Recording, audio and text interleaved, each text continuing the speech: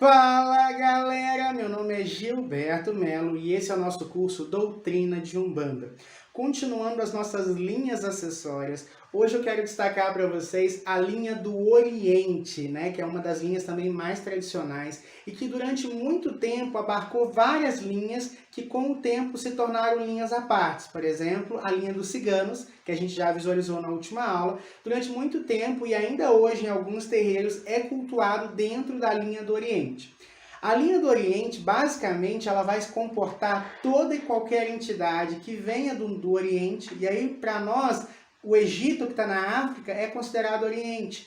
Para nós, por exemplo, a Grécia, a Roma, os países nórdicos, por exemplo, os vikings, os celtas, os chineses, os orientais, todo esse grupo espiritual, os árabes, todo esse grupo cabe dentro da linha do Oriente, tá? Então aqui é importante quando a gente entender Oriente, é tudo que está ao Oriente mesmo do Brasil.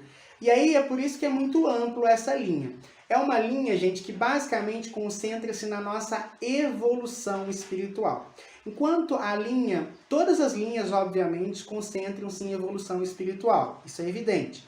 Porém, as demais linhas, Exu, Preto Velho, Caboclo, Erê, eles vão tratar muito questões do dia a dia. E é por isso que são as linhas de frente do terreiro. Esses espíritos que se manifestam na linha do Oriente, eles são extremamente evoluídos. Lembrando que eu não estou dizendo que os Exus, os Pretos Velhos e os Caboclos não sejam evoluídos. Eles também o são e muitas vezes existem caboclos, existem Exus que são evoluidíssimos assim. Mas, de modo geral, eles são a força da Umbanda. Então, eles estão no braço a braço, eles vão resolver questões do dia a dia. A linha do Oriente são espíritos, de modo geral, que já evoluíram há centenas, às vezes há milhares de anos, que já não encarnam mais. São espíritos muito antigos, que já não encarnam mais. Por exemplo, Mestre Elai, representado por essa imagem aqui, ele era um sábio romano. Ele já não encarna há mais de 2000 anos. Então, assim, são espíritos que estão na erraticidade, que estão no plano espiritual há muito tempo. E aí eles trabalham lá, porque não existe essa coisa assim, morreu e parou de trabalhar não, tá, gente? O trabalho espiritual ele sempre continua, os espíritos precisam continuar evoluindo.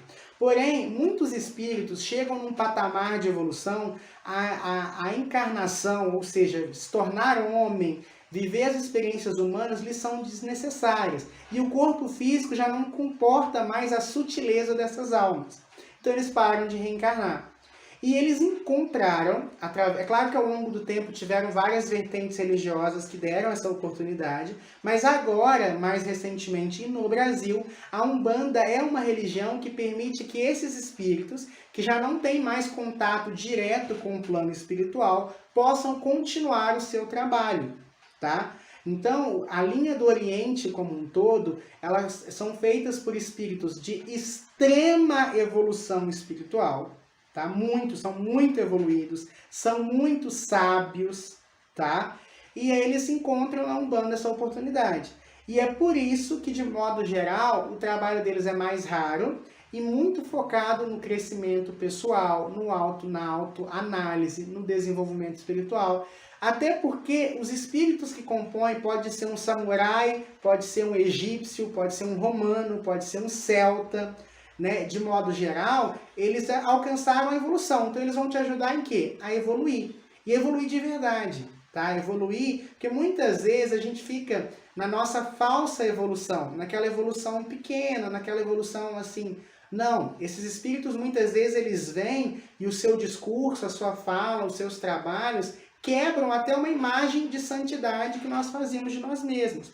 Quantos médiums, né? E isso vale para mim também. Quantas vezes nós achamos, nossa, agora eu sou um ser espiritualizado. E aí, quando você conversa com um ser desse, você vê, meu Deus, quanto que eu ainda tenho que avançar. De modo geral, cada oriental, né, dessa linha vai trabalhar de um jeito. Tem uns que trabalham com nada, sabe? Só com a palavra. Outros trabalham com música, outros trabalham com aromaterapia, cromoterapia, cristais. Outros trabalham com chás, outros trabalham com passes e curas. Outros trabalham só com a sua presença, com a sua luz. né? Então, cada povo do Oriente, cada linha do Oriente, né, tem ali a sua dinâmica de trabalhar e cada espírito tem a sua dinâmica. Então, falar da linha do Oriente é muito amplo, tá? Então, por exemplo, se for um oriental que trabalhava com... Se for um indiano, por exemplo, que trabalha muito com incenso, no trabalho dele ele pode utilizar muitos incensos, muitas velas, pode usar muitos cristais, pode usar argiloterapia, pode usar tantas coisas que eles podem trabalhar com cura energética, com cura quântica, né? Inclusive, muitos espíritos, né, que manifestam na linha do Oriente na Umbanda são vinculados à fraternidade branca. Então, vão trabalhar muito com cura quântica, com cura espiritual, com raios, né? Com raios ascensos e tudo mais. Então, essa é a parte da Umbanda mais ampla. Ela é um leque aberto e que só se expande cada vez mais para os espíritos poderem trabalhar. O Caboclo das Sete Encruzilhadas, através do Pai Zélio Fernandino, falou que qualquer espírito que pudesse trabalharia. Então, é nessa linha, de modo geral, que boa parte dos espíritos, né, que no passado evoluíram demais, voltam a trabalhar.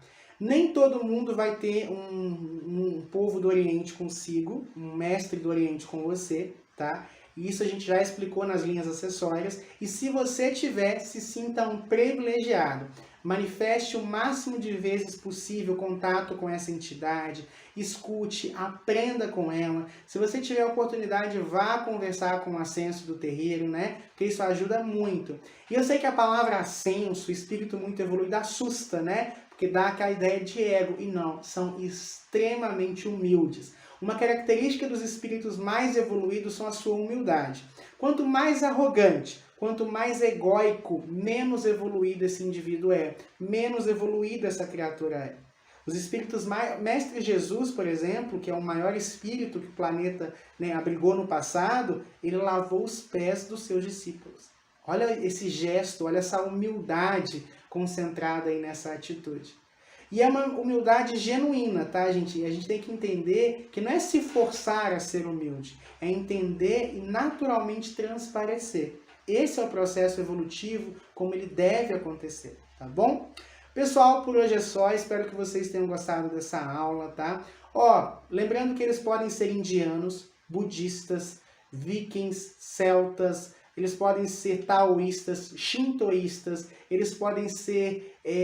cultuar a antiga religiosidade grega, por exemplo. Então é muito importante vocês terem essa dimensão. Cada oriental que se manifesta no terreiro vai ter uma atuação diferente. E que o que ele está fazendo ali é o melhor que ele tem, e trazendo essa luz do passado mais uma vez acesa para o terreiro. Esse é o legado da Umbanda, ajudar a evoluir as criaturas, pegando o melhor que cada um tem, que cada religiosidade tem, e trazendo isso sempre para o bem-estar e para a evolução. Muita luz, muita paz, muito equilíbrio, e até a próxima aula. Tchau, tchau!